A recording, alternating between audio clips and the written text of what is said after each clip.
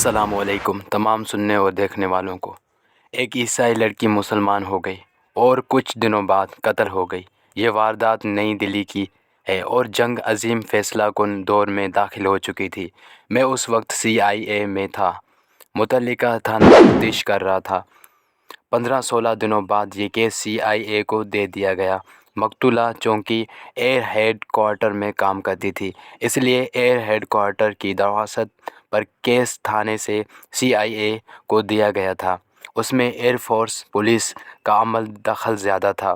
یہ تفتیش CIA کے انسپکٹر کلارک کو دی گئی اور مجھے اس کا اسسٹنٹ مقرر کیا گیا۔ اس وقت بھی انسپکٹر تھا۔ ہمارے DSP نے ہمیں بلا کر ضروری ہدایات دی اور کہا کہ ہم ایئر فورس پولیس کے ہیڈ کوارٹر یعنی ایئر ہیڈ کوارٹر میں چلے جائیں اور وہاں سے ہمیں بتایا جائے گا کہ اس کیس کی کیا اہمیت ہے اور یہ CIA کو کیوں دیا گیا ہے۔ میں یہ بتا دیتا ہوں، اسی انگریز DSP نے کہا، جس تھانے کا یہ کیس ہے اس تھانے میں SHO ہندو ہے چونکہ لڑکی مسلمان ہو گئی تھی، اس لیے ہندو مسلمانوں کے خلاف تعصب میں آ گیا ہے اور تفتیش میں گڑبڑ کر رہا ہے۔ تمہارا مذہب کے ساتھ کوئی تعلق نہیں ہونا چاہیے، صرف پیش نظر رکھو کہ ایک عورت قتل ہو گئی ہے اور ہمارا فرض ہے کہ قاتل کو پکڑنا اور اسے سزا دلوانی ہے۔ ہم دونوں انسپکٹر جیپ میں بیٹھے اور ایئر ہیڈ کوارٹر چلے گئے۔ وہاں ایئر فورس پولیس کے کمانڈر سے ملے۔ اسے دراصل کمانڈر نہیں بلکہ پردوسٹ مارشل کہا جاتا تھا، وہ بھی انگریز تھا۔ یہ تو مجھے احساس تھا کہ ایک لڑکی قتل ہو گئی ہے اور تفتیش میں ذرا سی بھی کوتاہی نہیں ہونی چاہیے اور قاتل کو پکڑ کر پھانسی دلوانی ہے، اور میں یہ بھی جانتا تھا کہ انگریز قتل کے معاملے میں بڑے ہی سخت ہوا کرتے تھے اور تفتیش میں سستی یا کوتاہی برداشت نہیں کرتے تھے۔ ان کا اصول تھا کہ قاتل کو زندہ رہنے کا کوئی حق نہیں۔ میں دیکھ رہا تھا کہ اس لڑکی کے قتل کو یہ انگریز افسر کچھ زیادہ ہی اہمیت دے رہے تھے۔ میں یہی سمجھا کہ لڑکی مسلمان ہو گئی تھی اور یہ ان کے لیے کوئی اچھا واقعہ نہیں تھا۔ بہرحال جو کچھ بھی تھا، ہمیں اس واردات کی تفتیش کرنی تھی اور قاتل کو پکڑنا تھا۔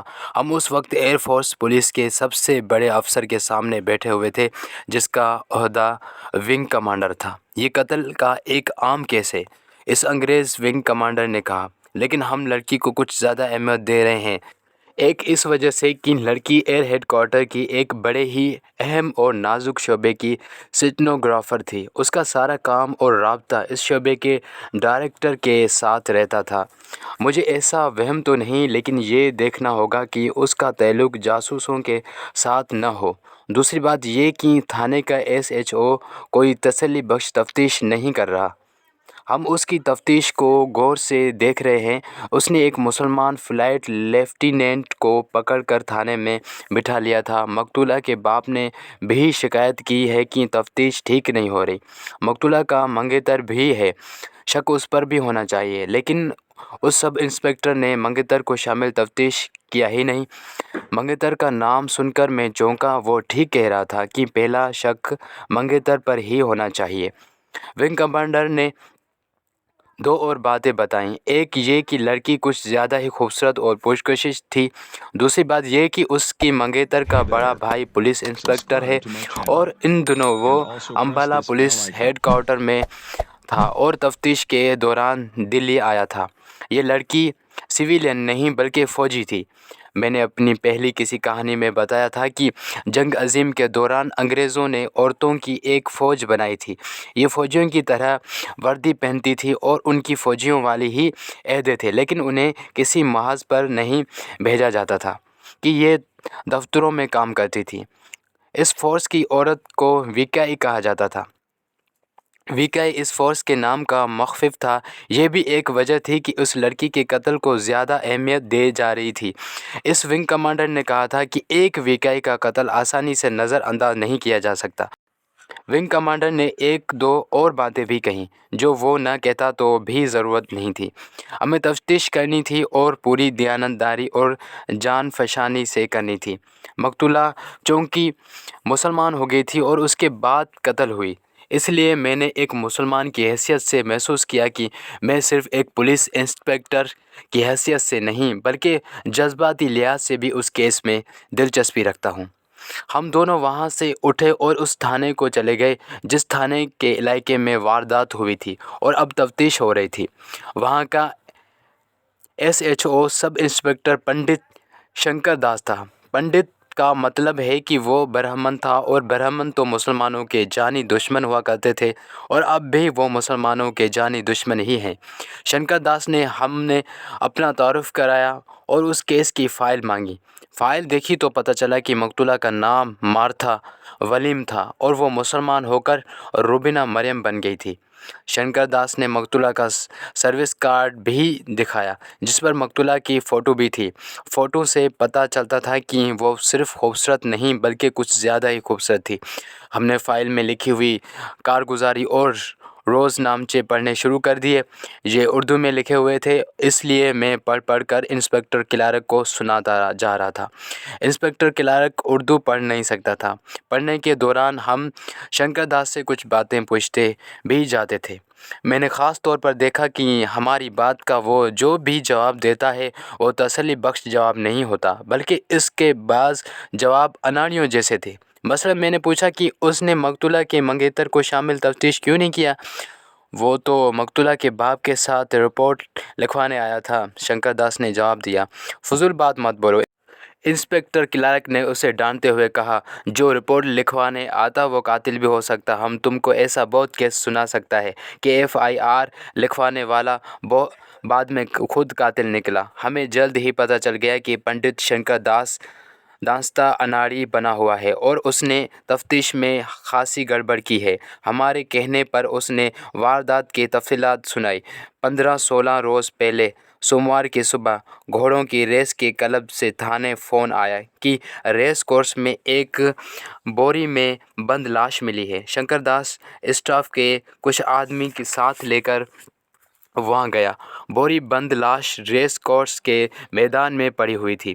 دوڑ کے اس میدان میں ایک طرف تو کلب کے دفتر کی بلڈنگ تھی اور تماشائیوں کے بیٹھنے کے لیے انتظامات تھے، اور اس کے بالمقابل میدان کے چاروں طرف موٹی لکڑی کا جنگلہ لگا ہوا تھا۔ لاش اس طرف پھینکی گئی تھی، اس طرف ویرانہ تھا، یعنی ادھر کوئی بلڈنگ یا کوئی چھوٹا موٹا مکان بھی نہیں تھا۔ لکڑی کے جنگلے سے باہر زمین کا نام و نشان نہ تھا۔ کچھ دھول والی زمین تھی اور ایک دوسرے سے دور دور درخت کھڑے تھے۔ لاش جنگلے کے اندر پھینکی گئی تھی۔ زمین ایسی تھی کہ اس پر کھڑے بڑے صاف نظر آتے تھے، یعنی کہ پیروں کے نشان، لیکن تماشائیوں نے سارے پیروں کے نشان مٹا ڈالے تھے۔ لاش بوری میں بند تھی۔ الصبح کوئی ادھر سے گزرا تو دیکھا کہ 3-4 کتے ایک بوری کو پھاڑنے کی کوشش کر رہے تھے اور آپس میں لڑ بھی رہے تھے۔ اس شخص نے یا کسی اور نے دیکھ لیا کہ اس بوری میں لاش معلوم ہوتی ہے۔ کتوں کو بھگا کر قریب جا کر دیکھا تو وہ لاش ہی معلوم ہوتی ہے۔ دیکھنے والوں نے اسے کھولا نہیں۔ ان آدمیوں نے ریس کورس کلب میں جا کر بتایا تو وہاں سے کلب کے کسی ملازم نے تھانے فون کیا۔ شنکر داس نے جا کر بوری کھلوائی تو اس میں ایک جوان سال عورت کی دوہری کی ہوئی لاش پڑی ہوئی تھی۔ لاش اکڑ گئی تھی، اس لیے اسے سیدھا نہ کیا جا سکا۔ غور سے دیکھنے پر پتہ چلا کہ یہ تو جوان سال لڑکی تھی۔ اس نے بلاؤز پہن رکھا تھا، کمر سے نیچے برہنہ تھی۔ اس کا لمبا اسکرٹ، جسے فل اسکرٹ کہتے ہیں، بوری میں سے برآمد ہوا۔ صاف پتہ چلتا تھا کہ قتل سے پہلے اس کی آبرو ریزی گئی ہے۔ بوری میں سے مقتولہ کا پرس بھی آمد ہوا۔ پرس میں سے اس کا شناختی کارڈ، جسے سروس کارڈ بھی کہہ سکتے ہیں، برآمد ہوا۔ اس سے یہ پتہ چل گیا کہ مقتولہ ایئر ہیڈ کوارٹر میں ملازم تھی۔ کارڈ پر اس کے گھر کا ایڈریس نہیں تھا اور ہونا بھی نہیں چاہیے تھا۔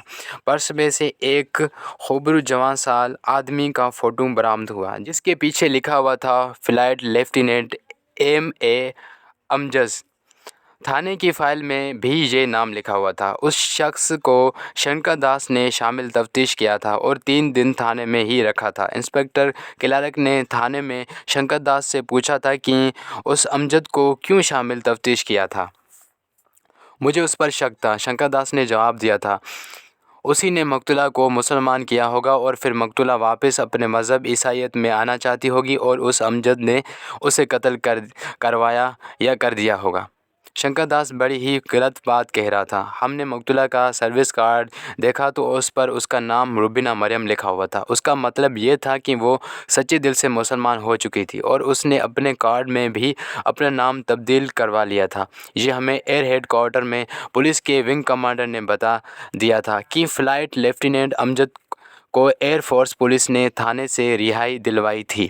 وہ کسی کے ہاتھ نہیں آتی تھی۔ لاش کی تفصیلات یہ تھی کہ مقتولہ کے سر میں دائیں کنپٹی سے گولی ماری گئی جو بائیں طرف سے نکل گئی تھی۔ یہ /22 پستول کی گولی تھی۔ بالوں میں خون جمع ہوا تھا اور بال جھڑ گئے تھے۔ بلاؤز بھی خون سے بھرا ہوا تھا۔ جسم پر بھی خون تھا لیکن بوری کے ساتھ خون نہیں تھا۔ اس سے یہ پتہ چلتا تھا کہ مقتولہ کو کہیں اور گولی ماری گئی اور پھر اسے بوری میں بند کر کے ریس کورس کے میدان میں پھینک گئے۔ پوسٹ مارٹم رپورٹ میں آبرو ریزی صاف لکھی تھی اور موت کا وقت 10:30 اور 11 بجے رات کے درمیان لکھا گیا تھا۔ مجھے خیال آیا کہ قتل کا باعث آبرو ریزی ہی ہو سکتا ہے۔ مقتولہ کے ساتھ یہ جرم جبری طور پر کیا گیا ہوگا اور مجرم نے قتل کر دینا مناسب سمجھا ہوگا۔ انسپکٹر کلارک نے اس شک کو اظہار کیا کہ مقتولہ کے ساتھ جبری زیادتی نہیں ہوئی، یہ اپنے کسی آشنا کے ساتھ پکڑی گئی اور پکڑنے والا اس کا منگیتر ہوگا یا کوئی دوست۔ اس نے فوری اشتعال میں آ کر اسے گولی مار دی۔ میں نے کلارک کے ساتھ اتفاق نہ کیا کیونکہ مقتولہ جس کلاس سے تعلق رکھتی تھی اور ان دنوں جو ماحول بنا ہوا تھا اس میں عورت کے معاملے میں اتنا جذباتی کوئی نہیں ہوتا تھا۔ ویکیوں کی دوستیاں لگتی اور ٹوٹتی رہتی تھیں، تم نہیں اور صحیح والی دوستیاں چلتی تھیں۔ ایک لڑکی کی ایک سے زیادہ دوست ہوا کرتے تھے۔ سب سے اچھا دوست وہ ہوتا تھا جو سب سے زیادہ وہ عیش کرواتا تھا، زیادہ وہ قیمتی تحفے دیتا تھا۔ پھر یوں ہوا کہ شنکر داس نے ایئر ہیڈ کوارٹر کو فون کیا کہ فلاں نامی لڑکی کی لاش فلاں جگہ سے ملی ہے اور اس کے گھر والوں کی اطلاع دی جائے۔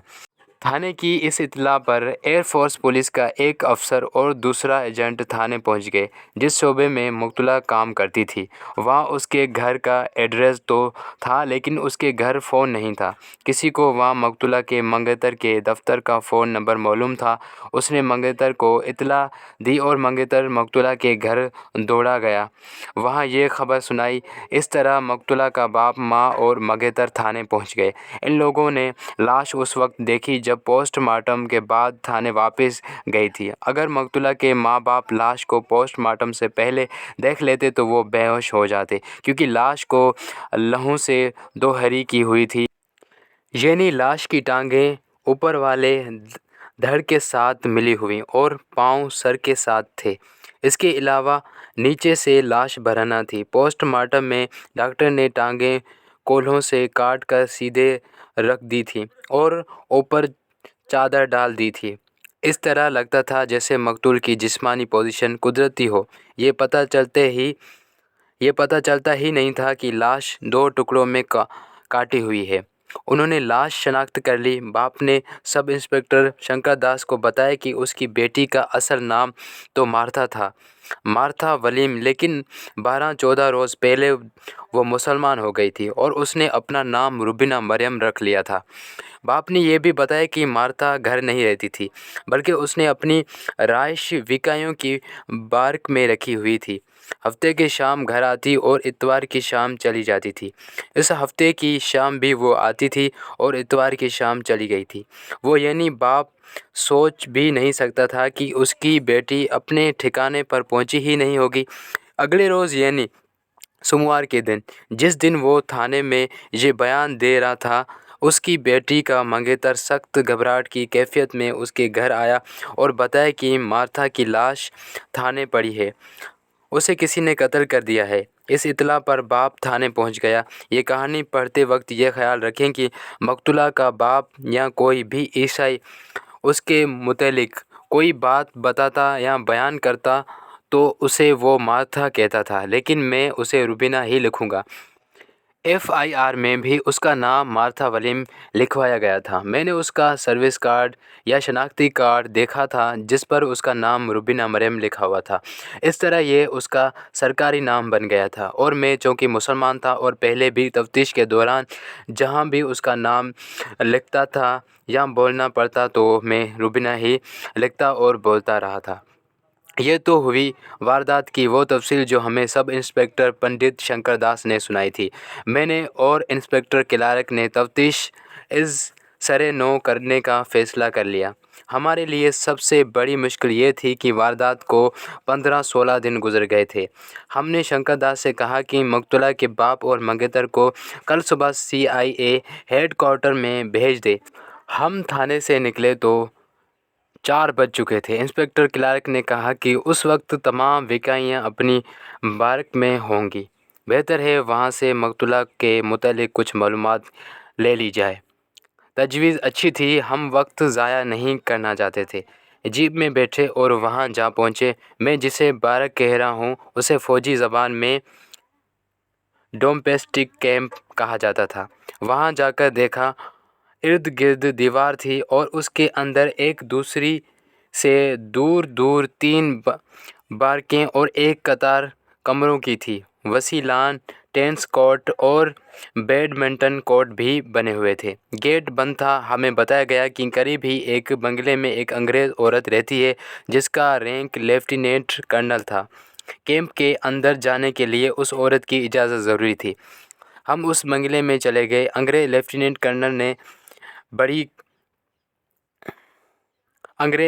کرنل نے بڑی خندہ پیشانی سے ہمارا استقبال کیا، اور جب ہم نے اپنا تعارف کرایا تو وہ اور زیادہ عزت و احترام سے پیش آئی۔ میں اس لڑکی کے قاتل کو پھانسی کے رسے سے لٹکتا دیکھنا چاہتی ہوں، اس لیفٹیننٹ کرنل نے کہا۔ بڑی پیاری اور اپنے کام میں ماہر لڑکی تھی۔ میں مارتھا کو کبھی نہیں بھول سکوں گی۔ میں نے انگریز عورت کا ذہن پڑھنے کے لیے کہا کہ سنا ہے مقتولہ مسلمان ہو گئی تھی۔